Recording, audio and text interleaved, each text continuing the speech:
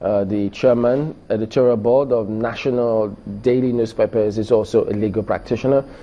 Mr. Chris Akiri, thank you for coming on this morning. It's my pleasure. Well, this probe, first of all, there were those who had questions about the members of that panel being of the executive arm of government, looking into something that was done by other members of different executive arm of government as well. So at that point, there were some lawyers who thought, wait a minute, isn't this going to go against the grains or the principles of natural justice? But the committee went ahead and did its job. Do you share the view that there could be questions about the principle of natural justice? Yes, I think I share the views of those people who say this, in that you don't constitute a law unto yourself, and you don't go against the grains of natural justice. That is perfect. I mean, it's perfect. It's law. That's the law. Now, there is a hackneyed but valid legal maxim that, you know, it says, nemo debet isi judex impropria causa. That is to say, no one ought to be judged in his own cause. Now, so when there is something, when there is a problem in the government, and the government appoints itself members of the executive to look into the same matter that is alleged against them, that is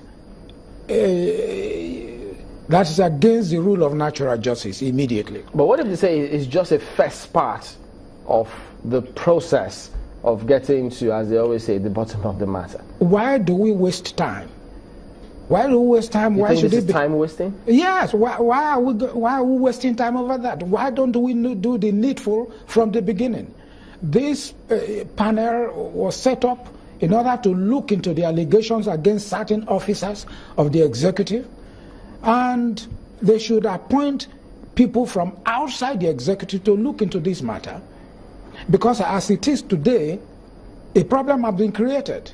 What's the problem? The problem is that the president and commander-in-chief of the armed forces is on medical vacation now, and in terms of the provisions of Section 145 of the 1999 Constitution as amended, now having sent a written declaration to the President of the Senate and to the Speaker of the House of Representatives to that effect, now the Vice President automatically becomes the acting President, which he is today.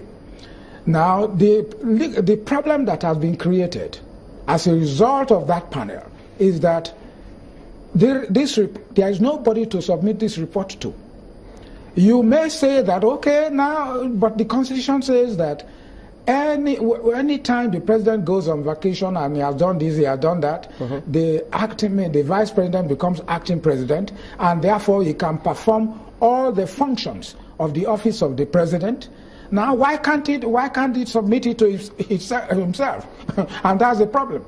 Why can't he submit this report to himself? Can he? Of which he is chairman. I mean, the chairman of the panel that has produced this report. Can he submit this report to himself? That is a breach of natural justice immediately if he does. So you can now see that unless and until the president comes back, there is nobody to submit this report to, and there will be a vacuum. Okay, let's take that a little further. Yes. If we were then to say, or if people were of the view that, well, yes, the principle of natural justice notwithstanding, but yes, this was foisted on him. It wasn't set out to be, the intention or the intendment wasn't this. It turns out that in the person he of course, we all know the vice president now happens to be the acting president. Yes. So moving into that office. Yes. And this being one of the processes that this has to go through before, because this committee doesn't have prosecutory powers. Yes. So if they then say, well, I've looked at it, assuming without considering that that's what will happen, if he says, well, in my office as acting president, or if he gets the word politically from the president that says, yes, go ahead, do with it what you will. And he says, well, we've seen the findings already, we then move it forward to the EFCC. Would that be out of place? It would be out of place. Why? Yeah, because you see, the panel was set up to look into this matter, to a particular matter. And to produce a report thereon. Now, if they now produce a report, and the report is supposed to be submitted to a particular person, to a particular head of state. The office of the president. The office of the president. Now, if the report is now ready, I mean, and the vice president, who is now acting president, now gets the report, he submits the report to himself. I mean, look at it. No, what if they have submitted the report to the office of the president, and then no, there is no president. There is no president. No, I mean, if he had done that, yes, and then the president has traveled, yes, he is acting president, yes, he was still going to be in that office anyway, so he could have still met the file, having moved into the office as acting president. Oh, no, you see, the report was supposed to be submitted to, I mean, yesterday. So, and the president left this country, left the shores of this land on Sunday. So he could never have submitted that report before the president traveled. In other words, the report was still with him, that is with the acting president, until the president traveled. So the report is still with him now as we are talking. And there's nobody to submit the report to. If he now decides to submit it to the EFCC, then who would have looked at that report before submitting it to EFCC? Nobody. Because he cannot be the chairman of that panel and look at the report by himself and send it to the EFCC. That would go against the grains of natural justice. But the action that was, or that would have been taken, or one of the actions, because I don't know what else they may have done, about the report, is to move it to the next stage. Which would have been, okay, if this is the report, if they have questions to answer, the prosecution agencies step in, or it's referred to them. If they have no questions to answer, nothing happens. So isn't it, or if that is the only thing that's supposed to have been done, what's wrong with the acting president saying, okay, we'll move it on to whichever anti-corruption agency? It can't go to the next stage. So there is a problem with governance in this case, with the absence of the president. Yes, serious problem, because now the president would have, I mean, he ordered the acting vice president to look into this matter and report to him.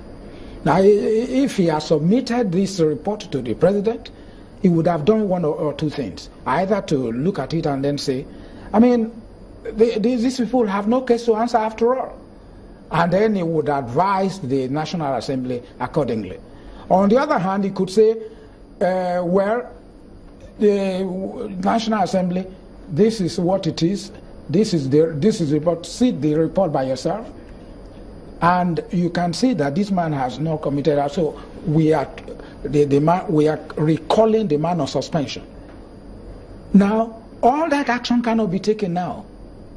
It can't, because nobody to consider this report. Vice President cannot consider the report he compiled by himself in order to take a decision thereon. So that's the way out? The way out is to wait for the president to come. Whenever and before he comes, I mean, if he's going to spend as many days as he spent the other day, 49 days or almost 50 days, that's tough luck. For that long, there will be a vacuum in government.